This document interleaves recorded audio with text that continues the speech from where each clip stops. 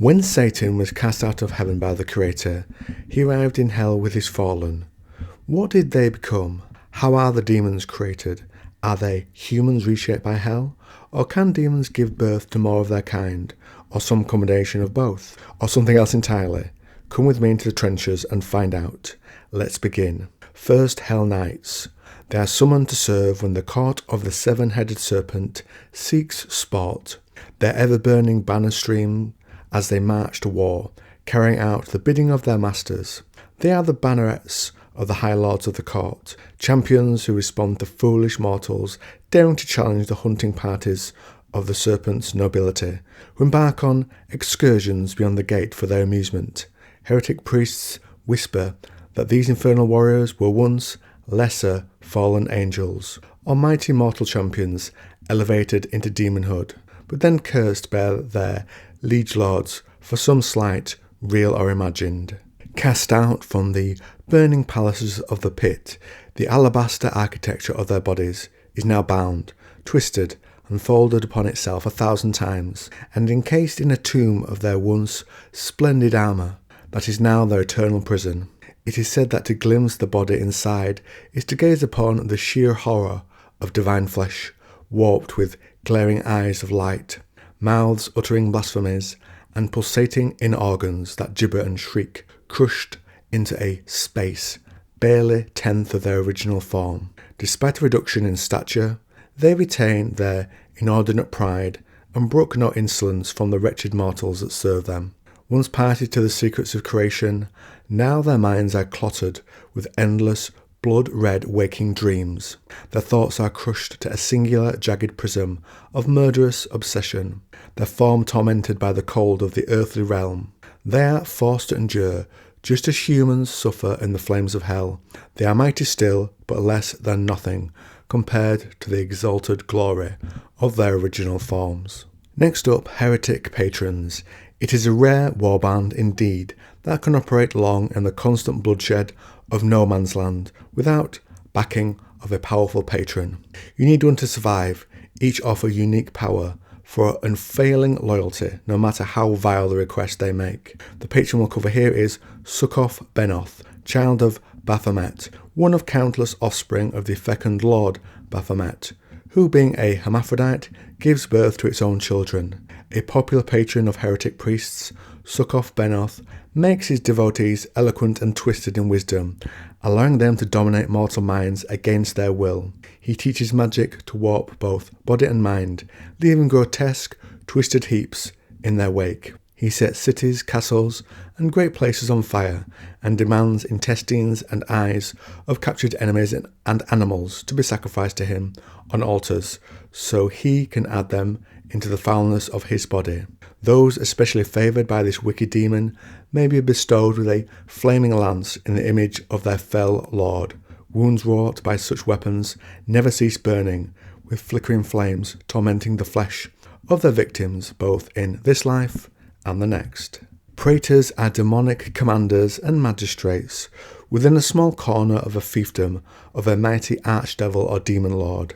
Each commands small cohorts at their liege's behest, raised from the denizens within the ever-shifting domains of hell. Praetors are twisted bastard offspring of a beast, such as hyena or jackal, with a devil, granting each praetor demonic cunning and bestial strength. However, due to its lowly mortal blood, it is not able to attain the important command positions unless they show great strategic acumen or cruelty over long years of service. Being a descendant of celestial beings, no matter how fallen and tarnished, each praetor is a mighty being towering over lesser creatures.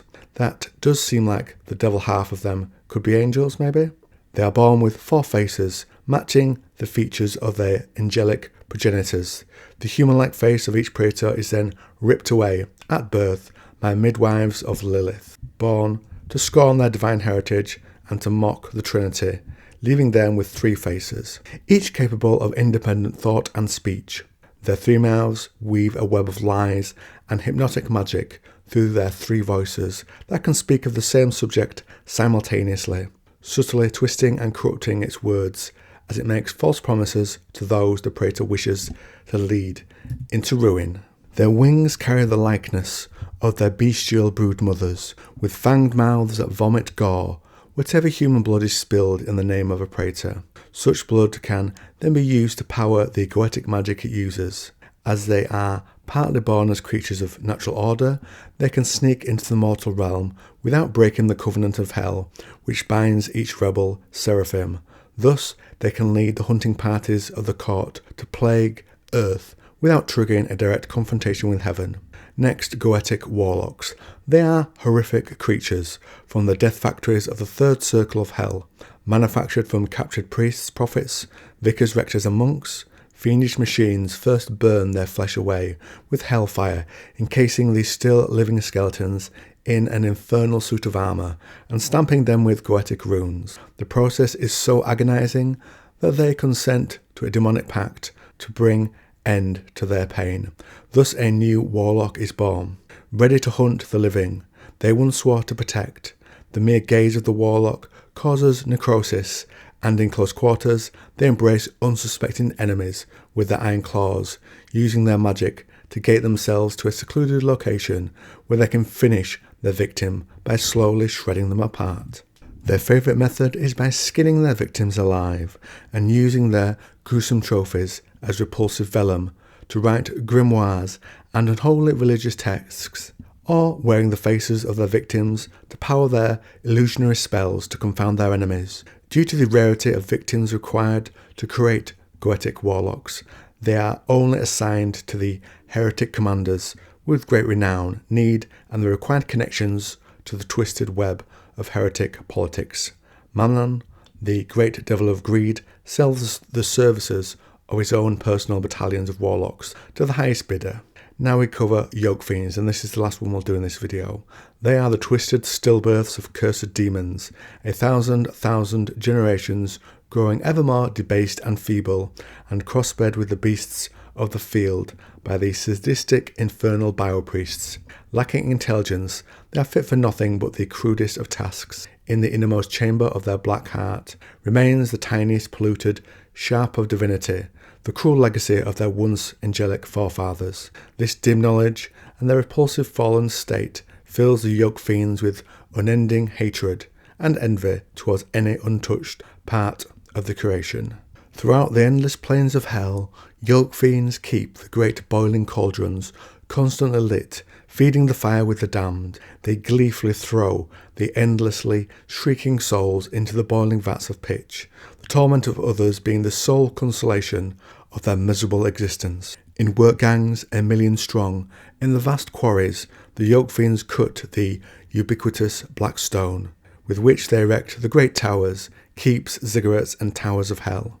Monuments glorifying their own bitter enslavement. Yoke fiends torment the leagues long columns of the still living damned as they march into the lake of fire, whipping them incessantly with scourges fashioned from the nerve bundles of still conscious victims. This colossal human suffering in turn powers the Goetic magic of the archdevils and their mortal servants as it disturbs God's plan of the universe. And on answering those two questions I set up at the start, how are devils born, etc., I'll wrap up today's video. Let me know what you think to the lore here, and if you like this video on the Crusade, why not try this one?